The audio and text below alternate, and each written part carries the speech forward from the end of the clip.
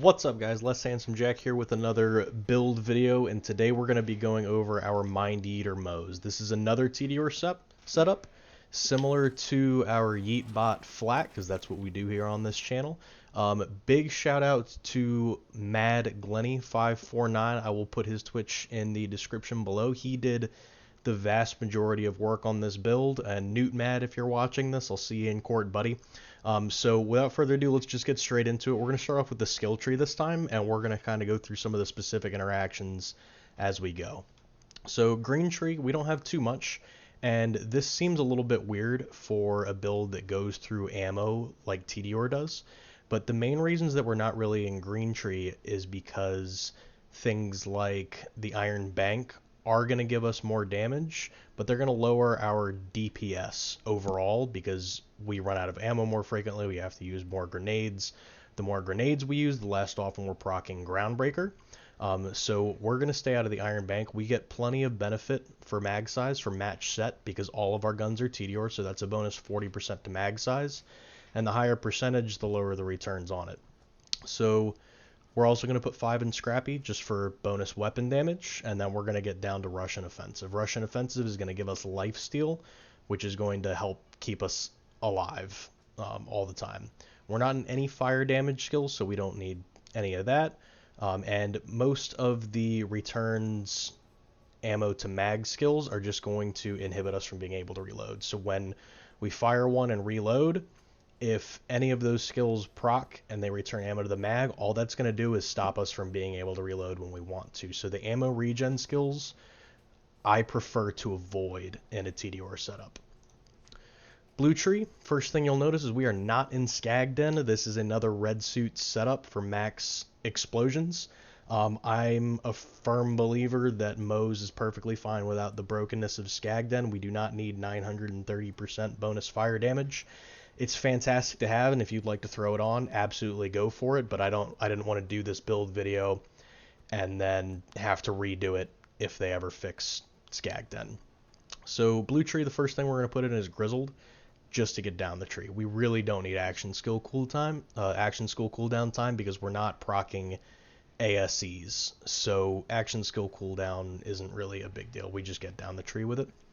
5 in toward cross promo because splash is kind of what we do. Splash and grenades is basically the premise of this build. Now normally toward cross promo is going to cause a lot of problems with blowing yourself up because of the extended radius, but because all of our explosions are going to be radiation, toward cross promo is never going to kill us. Stainless steel bear, again, just to get a little bit further down the tree because auto bear and pull the holy pin don't quite cut it. Now pull the holy pin is an extremely important part of this build. It reads, Moze's grenades have a chance to score a critical hit. All of our guns are grenades.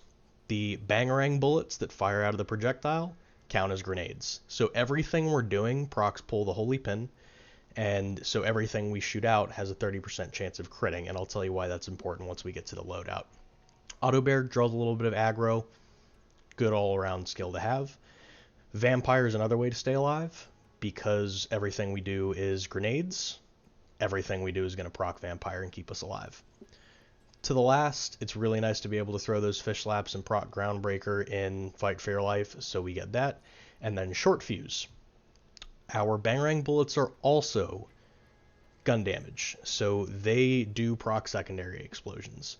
So they'll proc secondary explosions, they'll proc pull the holy pin, and they're just going to generally put out a buttload of damage. Finally, red tree, we're going to put 5 in armored infantry.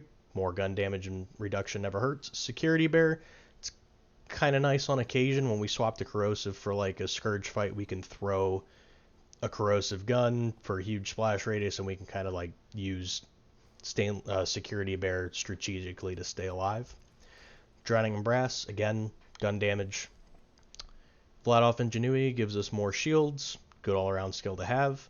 Desperate measures we don't really need because we are not running a deathless build. We're running an auto idle, and with vampire and Russian offensive and all the lifesteal skills, we're very rarely below max health, so this is kind of just to get down the tree. 3 in iron curtain, shield recharge rate and delay. Again, not hugely important, just to get down the tree to Phalanx Doctrine, which is going to give us massive bonuses on gun damage and shields. And then Tenacious Defense, again, gun damage on the occasions when our shield goes down, which is pretty frequently, and then the bonus shields come straight back. For Iron Bear, this is really up to you. I like to use Corrosive Sabots and Capacitive Armature for the Guardian Takedown, because that bonus shock and corrosive damage to help kind of whittle down some of those Guardians is really useful. Another thing that I've used is, Target Softening for the debuff, but this is completely up to you. It really doesn't matter what you go with on the augments. Now we get into the loadout. Number 1 and number 2 are always going to be the Bangarang. As I said before, the Bangarang bullets are going to proc Vampire, which is going to heal you. They're going to proc Pull the Holy Pin, which is going to crit, and then they're going to proc Russian Offensive, which will give you lifesteal. They will proc Short Fuse, which is going to give you an explosion and more gun damage. And they are going to proc Minesweeper. Minesweeper is going to drop micro grenades that explode that also get a ton of bonuses. There's a chance that they're non-elemental, but they will usually be radiation, which is going to benefit us greatly, which is going to give us more rad explosions, more splash damage, more absolutely everything. So when you throw a Bangarang with this build, all of those bullets flying around are going to be critting. 30% chance with Pull the Holy Pin, and then a 25% chance off of that. So the average Bangarang is going to throw out 50-ish bullets while it's in flight for 2 to 3 seconds, which is going to give you 10 to 15 micro grenades, and they just absolutely pump out damage. We have a corrosive one here for really just the Scourge fight. You can use it on Wotan if you'd like, but Rad does not usually do too well on armor. Anarchy, because it's the Anarchy, and it is the absolutely most ridiculous TEDIORE weapon there is because it's currently broken. If they ever fix it, it'll be useless, but for now, you gain stacks just through regular reloading, so we can fire one reload, and that'll build up our stacks, and we can pretty much just stay there. The only thing you have to watch out for when you're using the Anarchy is interrupting the reload animation, and I usually do this with grenades. So I will fire one, then throw a grenade. That'll interrupt the reload animation, which loses all of your stacks, which is extremely unfortunate in the middle of a mob. The last gun on here really doesn't matter. Pat Mark III, I have my issues with that I will probably make another video discussing, but the big thing here is that the Raptors will still proc Short Fuse and Pull the Holy Pin and all of those other skills that we talked about for the Bangarang. So this will still put out solid damage. Whatever situation you're in that you're using a Pat Mark III, there is a better option, but it still gets the job done, along with a lot of these other guns that are in the backpack. Red Suit as our shield, just to survive our own stuff. ASE on shield doesn't really matter because we're not proccing ASEs. We don't need to hop in and out of Iron Bear. Bonus rad damage never hurts when you do, though. We already talked about Minesweeper. The passives are going to be Splash Weapon and Grenades, same as Yeetbot Flak. Our TEDIOREs count as grenades, so we get that. Our TEDIOREs deal Splash, so we get that. And our TEDIOREs count as guns, so we get weapon damage. Fish Slap is going to do a few things. It's going to reload our ammo through the Cut Purse, because it counts as melee damage, and the Cut Purse refills ammo on melee damage. It's also going to give us a flat 25% weapon and grenade damage, because of the on grenade throw anointment. We don't use 150 ASA like we do on Yeetbot Flak, because having auto bear out does not count as action skill active. Once the new skill trees come out and we see what Iron Cub is going to do, we'll revisit that. But this build is scary enough to not need the 150 ASA, and I'm terrified to think of what it's going to do when we actually have it. I really like the jumping part on the Fish Slap for a few reasons.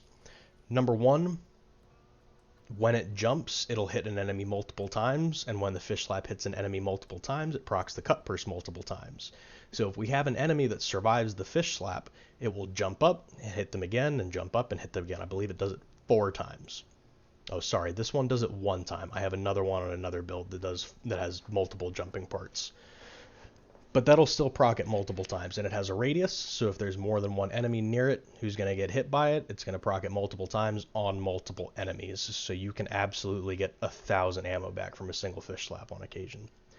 And finally, we have our artifacts, which is going to be the Cut Purse Auto Idle. You can use a Victory Rush, which I do have here in the backpack. Auto Idle is just my preference for quality of life. I'm not a big fan of constantly dying.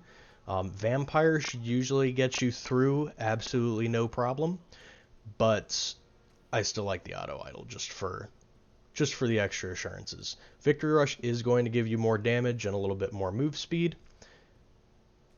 It's just a personal preference thing. The passes on that, grenade damage and AoE, are absolutely necessary.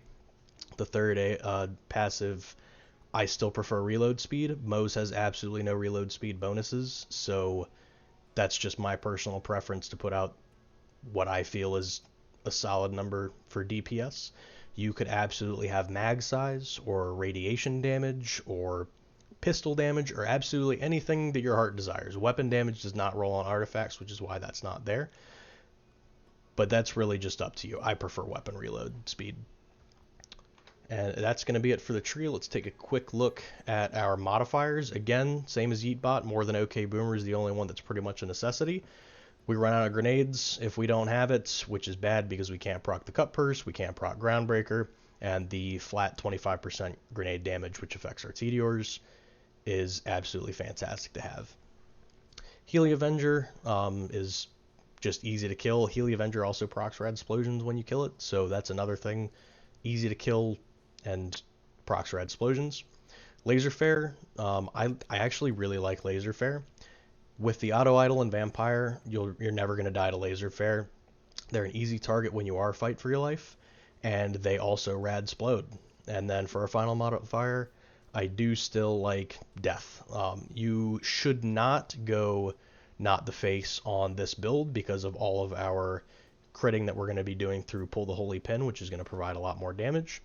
So I would avoid Not the Face on this build. Yeetbot, it's totally fine, but not on the Moze. And just to be sure, you absolutely need to make sure that you are down in Groundbreaker. Groundbreaker is going to pump out an absolute mess ton of damage through our fish slap very, very consistently, as well as, where is it, hollow points. Because our Bangarang bullets are critting and they count as gun damage and then they explode in crits, means that hollow point's going to proc a lot more on this build than on the Yeetbot flak. Hollow point also gets mayhem scaling, so it's going to absolutely pump out a ton of damage. Hollow point plus Rad Explosions plus TEDIOREs exploding equals absolute buttloads of damage on absolutely everything we throw. And I believe that's going to be it for the build video. I will leave the save file in the description below, as well as links to my Twitter and Twitch. I'll also put a link to our Discord where we talk about all things TEDIORE.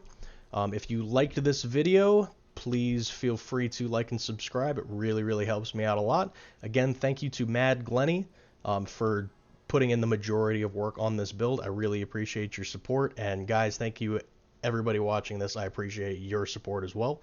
And I will see you guys in the next one.